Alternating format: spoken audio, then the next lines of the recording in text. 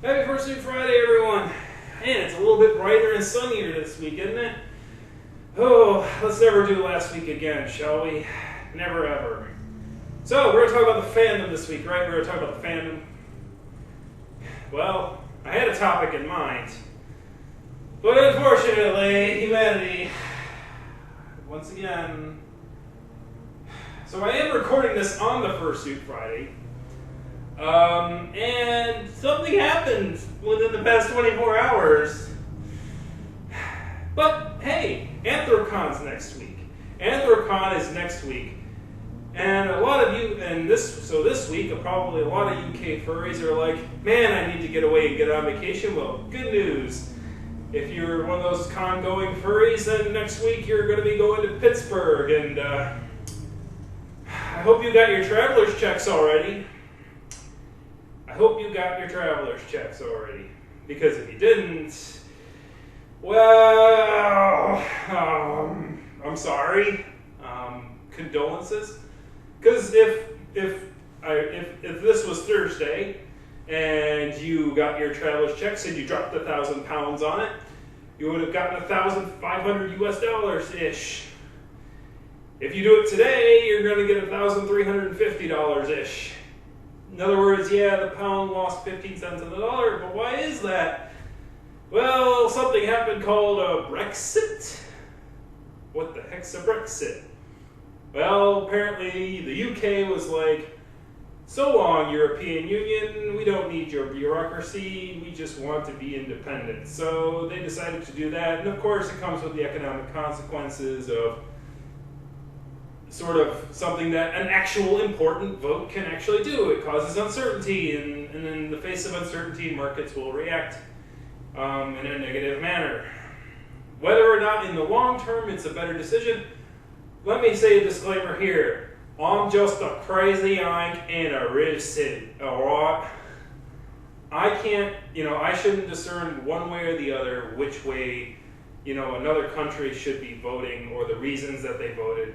A lot of, but obviously, as a person of the West, we like to see the West try to remain strong and vigilant and together in a lot of things. So many people, in the U.S. and in many parts, are going and seeing this as a very bad thing because it sort of shows cracks in the whole Western unification thing. And there are a lot of people out there who would like to have their own little independence for this thing, and I don't want this thing. Now we're talking about Texit, which is Texas secessionists going, hey, maybe us. Don't do it, man. Last time we did something like that in the U.S. didn't end up so well. And it was over more important things, I think. But, you never know why people react the way they do. And humanity is a very interesting species, and a lot of times when things come up like this, people go, why? Why? Well, I can tell you why. See, nationalism is a very deep ingrained thing in a lot of people. Humanity is an animal. In all things considered, all things doing, we think the human species likes to think ourselves as, oh, we're so much more evolved than our animals' cousins and stuff like that. But we have new ways of doing things, but they're similar in essence. For instance, most animals, when they go out and they decide to claim some stake in some territory, they'll whip it out and take a whiz. They'll whiz all over the place, and then they'll go, this is mine, this is mine. This is mine, this is mine, I'll whiz here, this is mine, I'll whiz here, this is mine, I'm going to whiz here, and I'm going to make it smell. Oh, I'm going to make it smell so bad, no one's going to want to come near it. No other animal's going to want to come near this thing. I'm going to make it smell so bad, I'm going to make it smell. And so, they do that. And humanity's like, that's kind of gross. There should be a more civilized way of doing things. We're going to take I got an idea. We're going to have this magical instrument. We'll use this instrument to mark things. And we'll use that instrument to kind of create a way of determining who owns what territory. What is this new magical tool that you're asking? Well, that tool, What that tool is? Well, what's that tool? The pen is.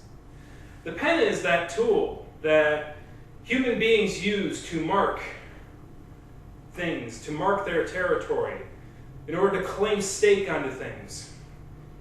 And when a whole bunch of human beings get together and claim with their pen a large swath of territory, they make these colorful little banners that they plaster on everything. It's sort of like, how those markings of animals smell, only human beings are a more visual creature. So we can't just have like smelly markings and all that stuff, because we wouldn't react. We can't smell anything. Our noses are pretty not sensitive, all right, guys? So what they do is they go, we're going to make these visual banners with squares and rectangles and stars and moons and horseshoes and clovers and rainbows, and we'll plaster it here and we'll plaster it there, and what it does is it stakes claim to this particular territory, and it says this particular territory has this sort of psychological profile, and this territory belongs to this ideology, and that ideology is based upon the foundation of this particular government and acting body, and this is kind of how this territory behaves. These people are welcome in this territory. These people aren't welcome in this territory. So, in essence, you see where I'm going here? This new tool, this brand new awesome tool. Hold on a second. I think okay, hold on. Yeah, all right. The pen is the tool. Okay. The space bar broke, all right? I'm sorry. I didn't mean to assume or insinuate that mankind is, is basically the same as an animal, and they still do the same things that animals do, only in more nuanced ways. I didn't mean to insinuate that, but my space bar just broke. The pen is an eloquent tool. It's an eloquent tool. It's certainly not as debased as animals using, their parts in order to spray territory. It's nothing like that. No. It's not the same.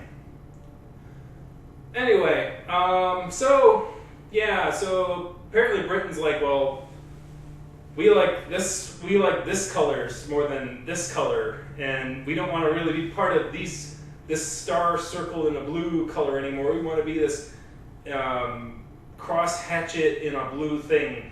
They decided that they can't really insinuate both. They can't really see the same sense of color. There's a psychological thing where it's like, more people in Britain say this and they got angry than when they saw this, because they don't know what this is as a concept, though they didn't agree with certain things of this as a concept, and they agreed with those things. So basically it's like when they see the Jack, they're like, heck yeah, and they see the starry circle, and they go, oh heck no, don't want nothing to do with that. So people's reaction to colors and territorial, just the way that human beings mark their territory is always fascinating, and the way they come up with new things, and even the old ones where we still react very much so to, this little hatcheted X squared one, and the ones with the stars, like the stars along the blue ones going down and across diagonal on an orange banner. Still a lot like the Confederate flag is what I'm saying, and the Nazi flag. Those two flags, the way that they react to those kind of colors, human beings kind of still psychologically react to those kind of things is very interesting, and it's always, I don't think it's ever been claimed that it's like, well, that's kind of how animals mark their territory. That's how humanity marks their territory, is using these things. So that really is the only insight I have on this whole Brexit thing. Whether it'll be great or awful, I think that it'll still function as a country, and I still think that, human beings are anything but creative. Whenever walls are put up, we'll find ways, people will find ways around it. People will find ways to evolve and to do better and to just keep going on. despite the course of political discourse and stuff like that. Is it going to be a whole war going on? I don't know, but a lot of crazy things have been happening lately, and hopefully nothing too crazy over here like that happens. You guys can have that all you want, but hey, as I said, Anthrocon is next week, so come have a vacation at Pittsburgh and just watch fluffy animals dance and have fun. Because, unfortunately, sadly, I won't be there this year. It's a personal choice. It's mostly because, like, I don't have any social network really connection there at this point. I have a lot of social connection with people in the fandom who are very, very, very, very busy and industriative at Anthrocon. Like, I don't have much time to interact with people, and like, there's just way too much going on, and I want to take it easy this year. I want to take some time off. It's expensive. It's an expensive proposition. It's like at least $700 out, at least, if you're doing things. And it's like, I had a lot of fun at Furthermore this year, and I had my fill of social interaction there. And I don't think that anything I could do at Anthrocon would compare to Furthermore, because Furthermore was great. I had a great time there, and I don't think Anthrocon last year was a very good time, but like a lot of the people I knew and hung out with and had fun with there are going this year for various reasons. They're West Coast transfers and stuff like that. So this year I'm going to keep myself from doing it, because I know if I go and there's not many people to interact with, I'm going to have bad time. Even though I have a fursuit. I mean, it's ironic, right? It's weird, it's strange. But I've done, so here's, and I guess I'll end this with, since I wanted to do something furry anyway, let me just end with this since we're going to Anthrocon next week. Is if you're going to your convention, if you're going to a convention, you need to understand a few things. Number one is have someone to go with. The first convention I ever went to was Anthrocon 2011, and I went with somebody who I've known almost my entire life, and I had a lot of fun because I got to interact with them. If I didn't have anything to do, I always could fall back on them and kind of discuss what's going on with them, and it was great because at least I got to be an exposition dump for one person who wasn't as experienced. And it was fascinating. It was a very interesting thing. You can never misjudge your first time going into a convention and going, oh my gosh, what is all this? Especially since at the time I didn't have a suit. So you see all these people walking around with suits. It's like, man, this is crazy. It's like you feel like you get punch drunk. And unfortunately, after you go to many other conventions after that, you're like, oh, I've seen that one before. Oh yeah, I recognize that guy. Oh, bunch of fursuits. I've seen it before. You get nonplussed with it, and it sucks. You wish you could go back and go, man, I wish I was excited as I've always been. And some people can maintain that excitement, and I don't know why. But you get used to it, and it sucks. But I went to my second convention right there after, because I was so pumped after that first one. I was like, oh man, I'm hyped. This is cool. This is kind of cool. I want to see more of this. And then I went to MFF 2011. But I went by myself. I had a room by myself, and I didn't know a lot of people there that were there at the time. And it sucked. I can tell you, if you're going to a furry convention by yourself and you don't know anyone there, you're probably going to have a bad time. And as introverted and as silent as you are, I'm very introverted. I'm very not social interaction. But I can tell you, if you go to one of these things and you don't have anyone to fall back on, you're going to be lonely, you're going to be depressed because you're going to find all these other people hanging out, and you get that whole social kind of thing where it's like, man, all these people are hanging out and knowing each other, talking with one another, but I don't have anyone to do that with. And this year, knowing who's not going to the convention this year, I find that, I find myself worryingly getting too close to that for my comfort level. So I'm just going to relax, take some time off of work, because I already had it slated, and just kind of read and do another one of these videos that probably will talk about more concise topic next week, because I guess I talked about 2 things this week, and I'm going to have to pick one. I talked about Brexit, and I talked about a little bit about furry conventions, because the big one's coming up next week. I think it's getting close to 7,000, Anthrocon. Do you think it's going to break 7,000 this year? Oh, write down in the comments below. You got to put down an estimate. You got to put down an estimate. How many people do you think are going to be at Anthrocon this year? It's going to be a lot? It's going to be a little? What do you think? I think it's going to be around 7. I can't provide an exact number. I'll put it in the description what my exact number is, because I actually had that number crunching, and I wrote an article about like the predictions about where the convention attendance will be. So I kind of do this stuff as a hobby, so I'll make a prediction with a more precise number.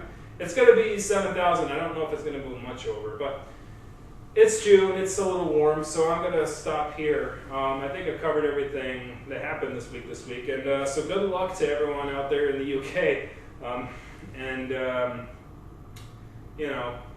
Hopefully your future will remain.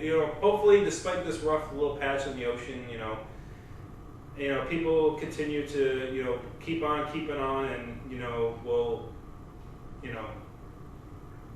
hopefully we do better for one another, and hopefully someday we can have more trust in each other. But sometimes you need a little you time, maybe that's how it is.